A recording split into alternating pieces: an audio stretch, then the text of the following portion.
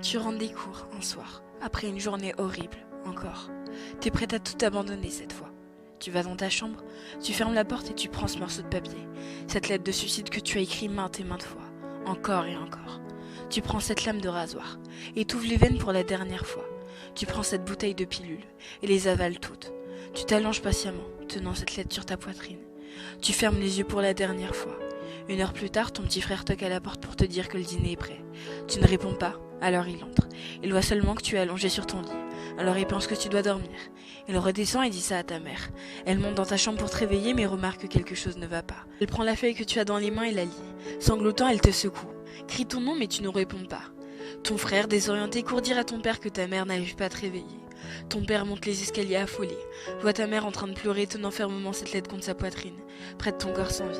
Il comprend rapidement, et se met à crier, jetant un objet à travers la pièce. Puis il tombe à genoux, et se met à pleurer. Le lendemain, à ton lycée, la principale annonce ton suicide à la classe. Cela prend quelques secondes avant que chacun se rende compte.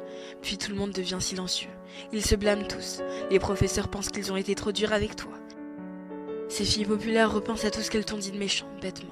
Ce garçon qui avait l'habitude de t'ennuyer et de t'insulter ne peut pas s'empêcher de se haïr pour n'avoir jamais osé te dire à quel point il te trouvait belle en réalité.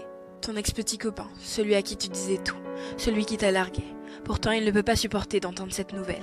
Il s'effondre, se met à pleurer puis quitte la classe. Ses amis, ils sanglotent aussi, se demandent comment ils ont fait pour ne pas se rendre compte que quelque chose allait mal. Ils auraient aimé pouvoir t'aider avant qu'il ne soit trop tard. Et ta meilleure amie, elle est en état de choc. Elle ne peut pas y croire.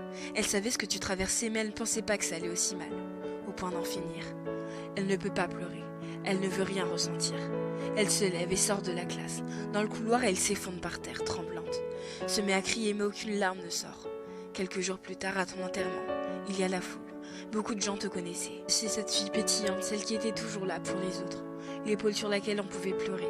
Ils parlent tous avec de bons souvenirs qu'ils ont eu avec toi. À tous, on peut voir des larmes couler de leurs yeux. Ton petit frère ne sait toujours pas que tu t'es suicidé. Il est trop jeune.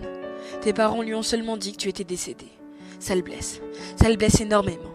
T'étais censée être sa grande sœur. Tu étais supposée être toujours là pour lui. Ta meilleure amie. Elle essaye de rester forte durant toute la cérémonie.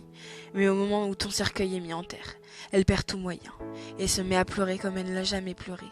Et elle continuera, pendant des jours et des jours. 2 ans plus tard, tes amis, pour la plupart tombés dans la dépression, parlent toujours à un conseiller thérapeute 1 fois par semaine. Certains de tes professeurs ont tout simplement quitté leur job.